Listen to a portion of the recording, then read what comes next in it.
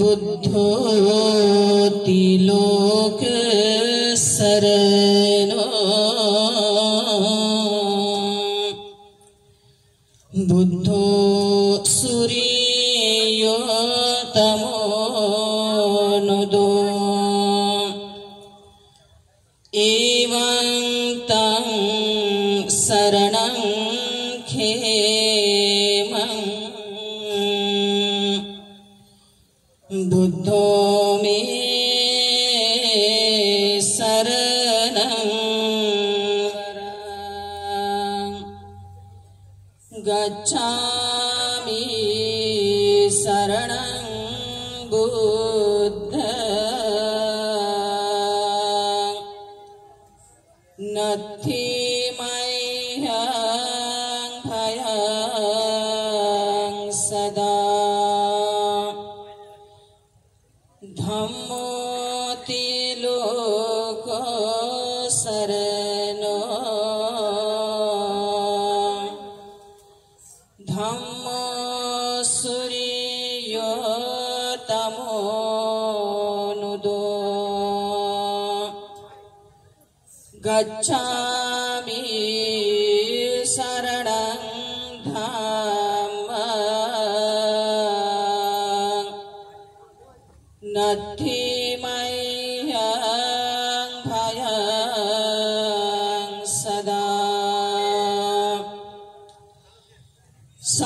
संघोति loco शरणो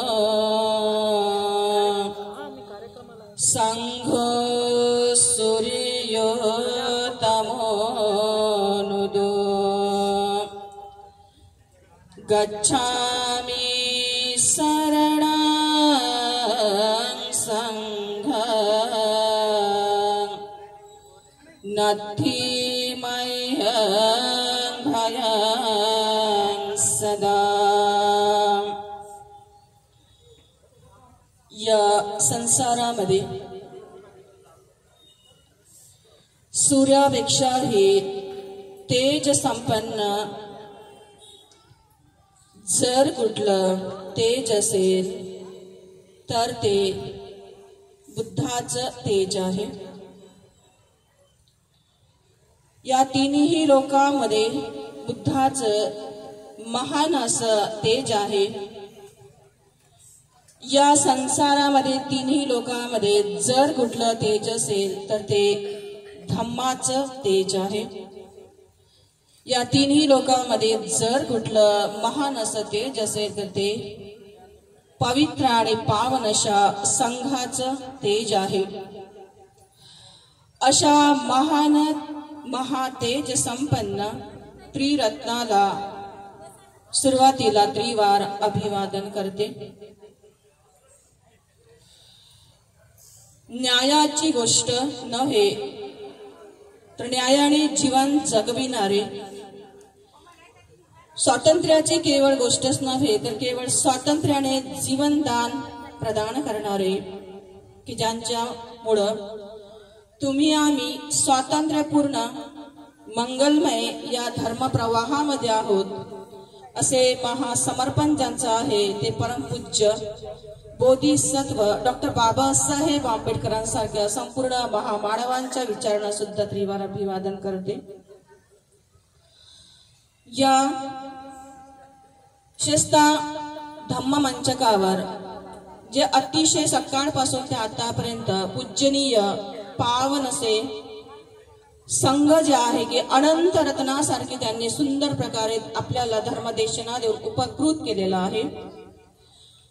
आणि म्हणून या धम्म मंचकावर विराजमान असलेले पूजनीय पावन असे भिक्खू आणि भिक्खुणी संघाला सुद्धा त्रिवार अभिवादन करते। नाव घेणार नाही कारण वेळ खूप कमी आहे आणि 10 मिनिटं मला बोलायचं आहे। तसेच या महावंदना आणि धम्मदेशना की ज्या महावंदना आणि धम्मदेशना यांनी जो 17 वर्षापासून उपक्रम राबवित आहे असे फुले आंबेडकरी साहित्य संसदेच्या वतीने आयुष्मान उपासक भगत साहेब तसेच त्यांचे मित्रगण आहे, टीम वर्क आहे, तर या टीम वर्कला तसेच रमाई बुद्ध विहार ज्या विहारामध्ये सतत 2 वर्ष वर्षवास केला आणि सक्रिय असा उपासक आणि उपासिका वर्ग आहे, वेळेचा भान ठेवणारा असा वर्ग आहे आणि म्हणून स्वागतासाठी सकाळी 1 तास सज्ज असलेला हा जो रमाई बुद्ध परिसराचा जो वर्ग होता उपासक उपासिकांचा, तसेच केवळ रमाई बुद्ध विहारातीलच उपासक उपासिका सक्रिय नसून तर संपूर्ण यवतमाळातील जेवढे उपासक आणि उपासिका वर्ग आहेत हे अतिशय सक्रिय आहे. मग ते धर्म कार्य असो, पुण्यकर्म असो, बाबासाहेबांचं कार्य असो, ज्याला अग्र म्हटलं जातं, ते अशा प्रकारे सर्वच विहारातील बाहेरच्या गावातून शहरातून आलेले सर्वच उपासक उपासिका आपल्या सर्वांच्या प्रती खूप खूप मंगल कामना करते, आशीर्वाद करते. सर्वांनी फक्त तुम्हापर्यंत देशनाच दिली, पण तुमच्या सुखदुःखाची काळजी कोणच विचारली नाही. म्हणून पहिला प्रश्न विचारते, कथं तुम्हे हि उपासका उपासिकायो आरोग्य अथि कथं तुम्हे हि तुम्हाकं जीवितं कप्पेत.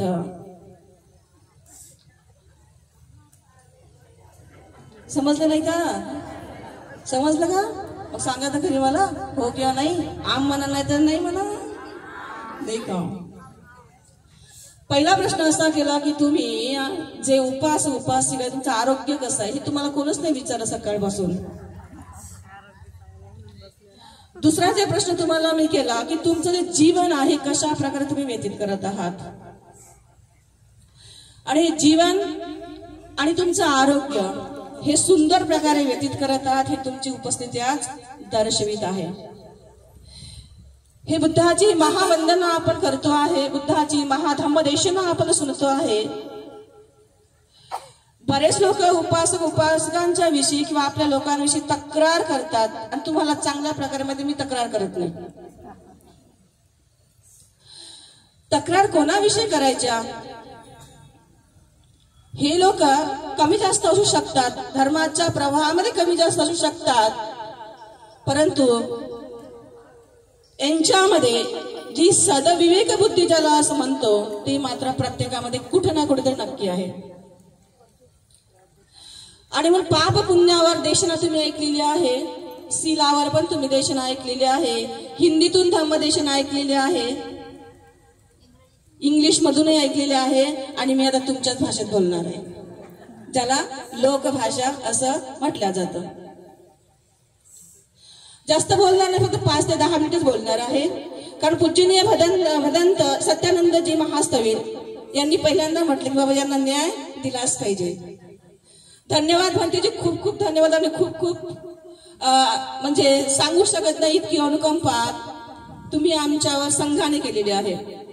विशेषतः भारतीय भिक्खू संघाने आमच्यावर खूप मोठी अनुकंपा केलेली आहे, आणि ही अनुकंपा करण्याचं एकच कारण ते म्हणजे भारताचं संविधान. ते म्हणजे भारताचं संविधान. आणि भारताचं संविधानच का? कारण तुम्हाला सुद्धा माहित आहे भारताचं संविधान असल्यामुळं इथं सर्वांनाच लक्षात घ्यावं लागतं. ज्या प्रकारे विदेशामध्ये आपण पाहतो बुद्ध शासनामध्ये 3 पाय तुम्हाला धर्माचे चांगल्या प्रकारे दिसू शकतात. भिक्खूचं अस्तित्व दिसू शकतं, भिक्खूचा वर्ग दिसू शकतो, उपासक उपासिकांमध्ये भिक्खुनीला जर म्हटलं तर तसं सील माता किंवा मॅची असं बनवलं जातं, पण संघामध्ये गणना नाही. पण आता मात्र शिक्षणाच्या माध्यमातून प्रत्येक देश विदेशामध्ये सुद्धा भिक्खुनीचं अस्तित्व काय केलेलं आहे? निर्माण केलेलं आहे. आणि कशाची देण सुरुवातीला इथून जाते? इथे भारताचं संविधानच सुरुवात करते. कारण बुद्धाच्या काळापासून ते आता जो इतिहास आपण पाहतो ते इतिहास म्हणजे ज्या प्रकारे भगवान बुद्धाने अनुकंपा केली. भगवान बुद्ध मुंग्यावर अनुकंपा करू शकतात, पक्षावर अनुकंपा करू शकतात, जनावर अनुकंपा करू शकतात. मग स्त्री तरी जननी आहे. स्त्री कोण आहे? ही जननी आहे. सारी बुद्ध म्हणते तिने बरोबर सांभाळून घेतलं वेळेवरच. चांगल्या प्रकारे सुरुवात केली आणि त्यांनी सांभाळून घेत त्यांनी सांगितलं की बाबा तुम्ही आहात म्हणून आम्ही पण आहोत. कारण तुम्हाला त्यांना माहित आहे तुम्ही जर भोजन बंद जर केलं तर आमचं काही खरं नाही, पण बोलावं लागतं. पण खूप सुंदर प्रकारे भंतेजींनी मार्गदर्शन केलं. भंतेजी लोक भिक्षूने हे नेहमीच हितासुखाचाच उपदेश करत असतात.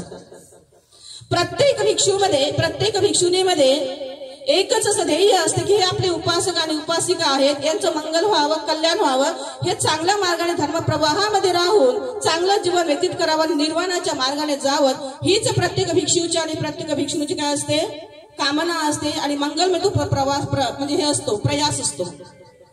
मी फक्त थोडसा प्रवासावर बोलणार आहे 5 ते 10 मिनिटं. जसं आपण पाहतो प्रवास हा आपण प्रत्येक 2 प्रकारचा प्रवास तुम्ही करणारे लोक, भिक्षू आणि भिक्षुणी किंवा ग्रहत्यागी लोक जर म्हटलं तर यांना एकच जीवन प्रवास आणि तो म्हणजे आध्यात्मिक जीवन प्रवास. तो कोणता? आध्यात्मिक जीवन प्रवास. आणि आध्यात्मिक जीवन प्रवास असल्यामुळे बुद्धाच्या सुत्तामध्ये, बुद्धाच्या देशनामध्ये कधीही कुठल्या भिक्षुनीला, कधीही कुठल्या भिक्षूला भगवंताने दानकथा, शीलकथा किंवा भावना कथा याचा उपदेश नाही केला, तर सरळ आणि सरळ निर्वाणापर्यंत कसं पोहोचता येईल याला विविध कर्मस्थानाच्या माध्यमातून विविध उदाहरणाच्या आधारे उपदेश केला. पण उपासक आणि उपासिकांना सुरुवातीला उपदेश मात्र इथूनच केला, दानकथा, शीलकथा आणि भावना कथा. का बरं? कारण तुमचा प्रवास 2 प्रकारचा आहे. एक तुमचा व्यावहारिक प्रवास आहे, एक तुमचा आध्यात्मिक प्रवास आहे. आजचा अष्टमी उपवास व्रतावर सुद्धा खूप सुंदर पद्धतीने प्रवचन केलं. तुमचा 2 प्रकारचा प्रवास कसा आहे? संसारी ज्याला आपण व्यावहारिक प्रवास असं म्हटलं जातो, पारिवारिक ज्याला म्हणतो. आणि व्यावहारिक प्रवासामध्ये तुम्हाला अनेक गोष्टींची तडजोड करावी लागते, हे तुम्हाला सांगायची गरज नाही. आणि या व्यावहारिक प्रवासामध्ये ज्या प्रकारे आपण तडजोड करतो आणि म्हणून धर्माच्या माध्यमातून जे उपवास आपण धारण करतो किंवा प्रवचन ऐकतो किंवा अनेक गोष्टी आपण परित्राण पूजा जे काही करतो किंवा धर्म चांगल्या प्रकारे ऐकतो, ध्यान करतो, साधना करतो, एकच त्याचा मागचा उद्देश की तुमचा हा आध्यात्मिक प्रवास सुगम व्हायला पाहिजे. म्हणून तुमचा हा आध्यात्मिक प्रवास सुगम व्हायला पाहिजे म्हणून. कारण भगवान बुद्धाच्या वचनानुसार भगवान बुद्ध असे म्हणतात, या संसारामध्ये व्यवहाराच्या प्रवासामध्ये तुमच्यासोबत सगळेच लोक आहेत. तुमचा परिवार सोबत आहे, तुमचे मित्र सोबत आहे, तुमचे सगळे शेजारी पाजारी सगळे लोक तुमच्या सुखदुःखामध्ये असेल. आजारी पडले तर तुम्हाला दवाखान्यामध्ये घेऊन जाणारे खूप लोक मिळतील, पैसा नसेल तर वेळेवर पैसा देणारेही भेटतील. आणि म्हणून बुद्ध म्हणतात व्यावहारिक जीवन प्रवासामध्ये बरेच लोक, बरेच मित्र, बरेच परिवार तुमच्या सोबत असू शकतात, पण तुमच्या आध्यात्मिक प्रवासामध्ये कोण आहे? जन्म आणि मरणाच्या संसरणामध्ये बुद्धाच्या वचनानुसार प्रत्येक व्यक्ती हा एकटा आहे. सच्चं ते बुद्ध वचनं, सच्चं ते बुद्ध वचनं, सुंदरं ते बुद्ध वचनं. बुद्ध वचन सुंदर आहे, बुद्ध वचन सत्य आहे, ते सत्य आहे, सुंदर आहे. आणि म्हणूनच त्या बुद्ध वचनाची प्रत्येकाला आज काय आहे, गरज आहे. ते बुद्ध वचन प्रत्येकाच्या कानी पडावं, त्या बुद्ध वचनाने सगळ्यांचं जीवन सुंदर बनावं. आणि त्याच्यासाठी महावंदना भगत साहेबांनी आयोजित केलेली आहे. गेल्या 17 वर्षापासून आपण बुद्धाची वंदना करतो. बुद्धाची वंदना केवळ आपणच करत नाही, अख्खा विश्व करते, अख्खा विश्व करते. पण ही वंदना कधी सफल ठरेल? ही वंदना केव्हा सफल ठरेल की भगवान बुद्धाच्या वचनानुसार आपण म्हणतो की जसा तुम्ही संसारी लोक आहात, तुम्हाला अनेक तडजोड करावीच लागते. तुम्ही म्हणणार ना, तुम्ही असं म्हणू शकणारच नाही की आजचं भागला उद्या पाहूच पाहू. काय पाहणार? मुलाचं लग्न करायचं, मुलीचं लग्न करायचं आहे, त्यामुळे धमाने सगळ्या गोष्टी मला पाहावंच लागणार. आणि म्हणूनच संसारी जीवनाचा प्रवास, उपासक आणि उपासिकांचा जीवन प्रवास म्हणजे 2 प्रकारचा प्रवास. तुमचा एक व्यावहारिक प्रवास आणि एक आहे तुमचा आध्यात्मिक प्रवास. या व्यावहारिक प्रवासामध्ये अनेक जणांची साथ तुम्हाला भेटू शकते, परंतु आध्यात्मिक प्रवासामध्ये फक्त तुम्ही फक्त एकटे आहात. आणि ते एकटे पण तुम्हाला जड नाही झाला पाहिजे. तुमचा आध्यात्मिक प्रवास हा कुठल्याही प्रकारे त्याच्यामध्ये अडथळे उत्पन्न असलेले अडथळे दूर झाले पाहिजे. आणि तुमचा आध्यात्मिक प्रवास हा गतीच्या दृष्टिकोनातून, ज्याला आपण म्हणतो ना सुगती दुर्गती, जे काय असेल ते, तो चांगला सुखकर झाला पाहिजे. त्यासाठी महावंदना आहे. त्यासाठी काय आहे? महावंदना आहे, त्यासाठी धम्मदेशना आहे. कारण बाबासाहेबांच्या वचनाला, बाबासाहेबांच्यामुळे आज आपण पाहतो, म्हटलं आपल्याकडे पैसा आहे, धन आहे, सगळ्या गोष्टी, व्यावहारिक जीवन प्रवास करण्यासाठी आज सगळ्या प्रकारचे साधनं तुमच्याकडे आहेत की नाही आहेत? आहेत. परंतु आध्यात्मिक प्रवासासाठी केवळ ही साधनं महत्वाची नाही, तर तुमच्या चित्ताची ती एकाग्रता, तुमच्या चित्त निर्लिप्त होण्यासाठी ही महावंदना आहे. तुमचं चित्त विकारमुक्त होण्यासाठी महावंदना आहे. तुमचं चित्त विकारातून मुक्त होण्यासाठी ही धम्मदेशना आहे. बुद्धाचे 2 वचन समजणं फार गरजेचं आहे. ते म्हणजे तुमचं माइंड, तुमचं माइंड आणि शेवटचं जे आपण म्हणतो ना निब्बाण, भंतेजी बोलले निब्बाण. 2 गोष्टी आहेत. पहिली सुरुवात कर तुमच्या मनापासून आणि तुमचं टार्गेट ठरवते निर्वाण, आणि मधात हे सगळं मटेरियल आहे. हे काय आहे? मटेरियल आहे.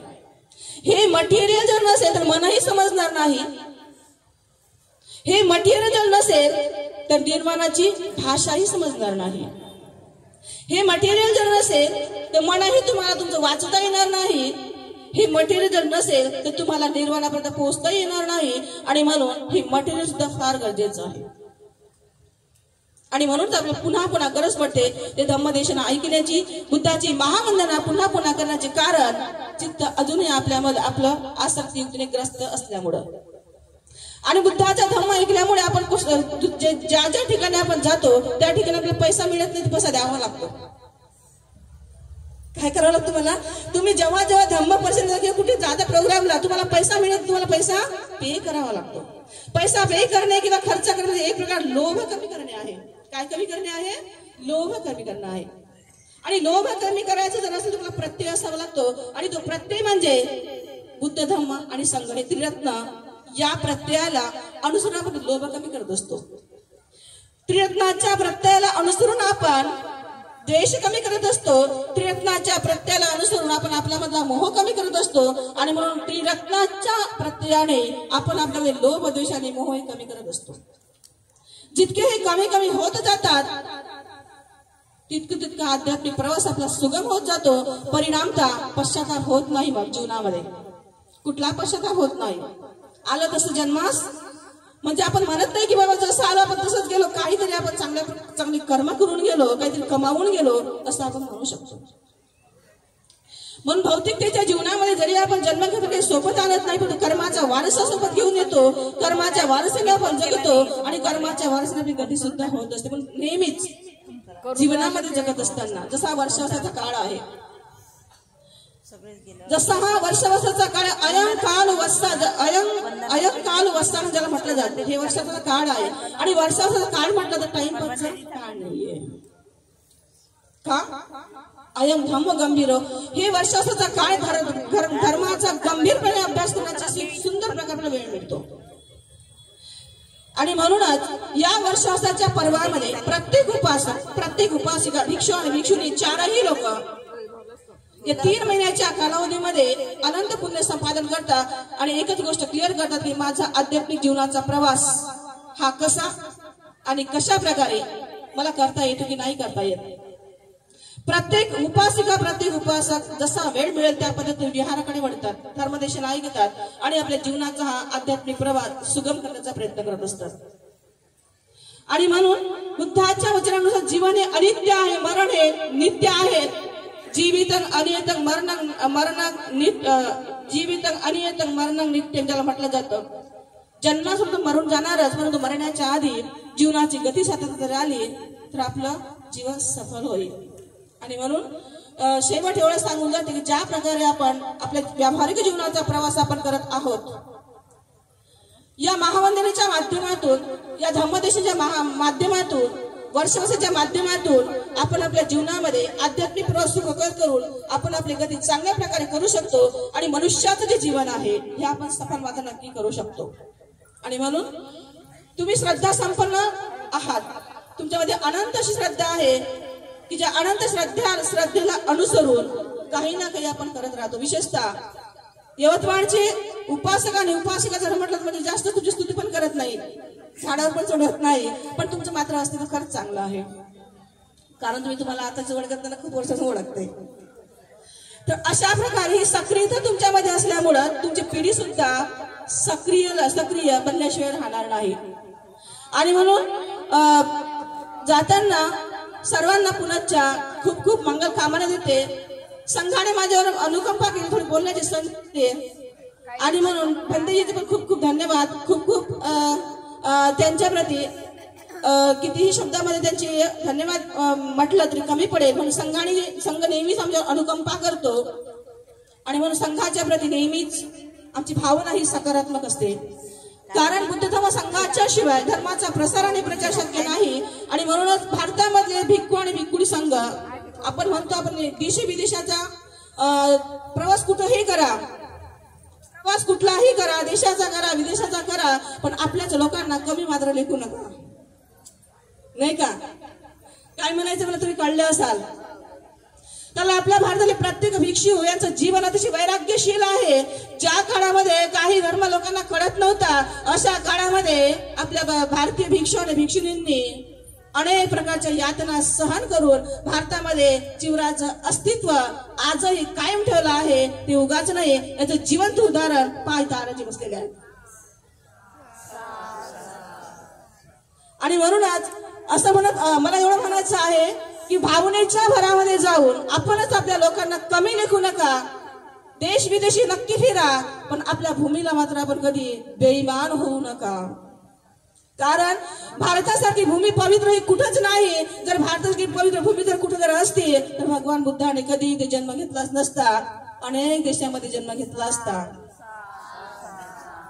आणि म्हणूनच भारताच्या भूमीविषयी किती तुम्ही प्रशंसा करा, देश विदेशामध्ये तुम्ही कुठेही जा, परंतु भारतासारखी उपजाऊ भूमी मात्र कुठेच नाही. हा माझा अनुभव आहे बरं का, म्हणून सांगते. आणि म्हणून देश विदेशामध्ये आपण गेलं पाहिजे, पाहिलं पाहिजे, कल्चर शिकलं पाहिजे, माहिती घेतली पाहिजे, धर्म चांगला जाणला पाहिजे, पण आपण आपल्या लोकांसाठी शेवटी मेलं पाहिजे. का बरं असं म्हणते?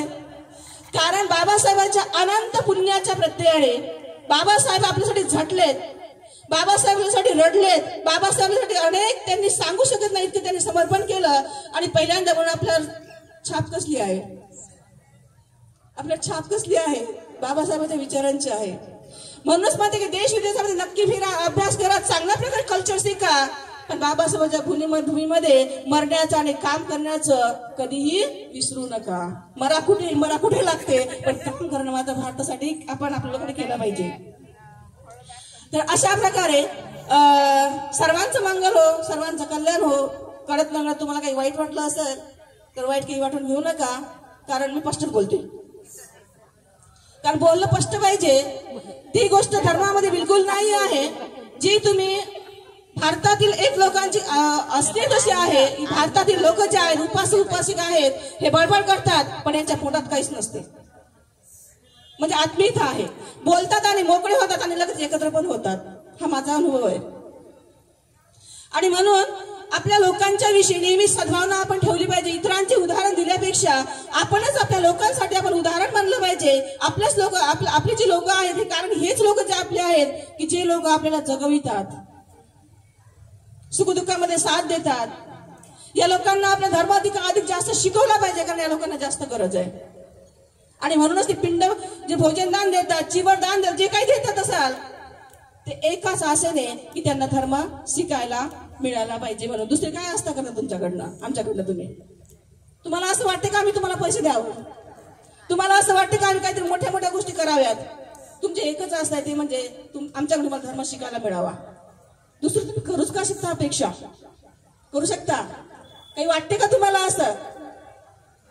म्हणून भारतीय भिक्षू आणि भिक्षूंचं जीवन म्हणजे अतिशय वैराग्यपूर्ण जीवन आहे. ते ज्या पद्धतीनं काम करतात, प्रसार आणि प्रचार करतात, तर ते मेहनतीने करतात. तसेच भारतीय उपासक आणि उपासिकांचं सुद्धा जीवन अतिशय वैराग्यपूर्ण आहे. कारण यांनी शून्यातून विश्व निर्माण केलेलं आहे, शून्यातून विश्व निर्माण केलं आहे. म्हणूनच आज अख्ख्या जगामध्ये धम्म पोचलेला आहे. याचं उदाहरण तुम्हाला देते, संघमित्रा महामंत्र. तर अशा प्रकारे या वर्षाच्या काळामध्ये जे आपण पुण्य संपादन करतोय त्या पुण्याचं मी अनुमोदन करते. कळत न कळत काही तुम्हाला वाईट वाटलं असेल तर वाईट काही वाटून घेऊ नका. धर्माचं चांगल्या प्रकारे विचयन करा धर्माला धर्माप्रमाणे जाणा आणि आपल्या मुक्तीचा मार्ग चांगल्या प्रकारे क्लिअर करा आणि आपल्या जीवनामध्ये सुगती प्राप्त करा. पिढीसाठी चांगल्या प्रकारे कर्म करून जा अशी मंगल कामना करते. थांबते. भवतु सब्ब मंगलम, भवतु सब्ब मंगलम. कळत नकळत काहीतरी चुका झाल्या असेल पूजनीय भिक्खू आणि भिक्खुणी संघ मला क्षमा करो, क्षमा करो, क्षमा करो. अभिवादनशीलस्य नित्यं वद्धापचायिनो चत्तारो धम्मा वर्धन्ति आयुवन्नो सुखं आयुरारोग्य संपत्ति सग्ग संपत्तिमेव च अतो निब्बान संपत्ति मिनाते समेज्जतु.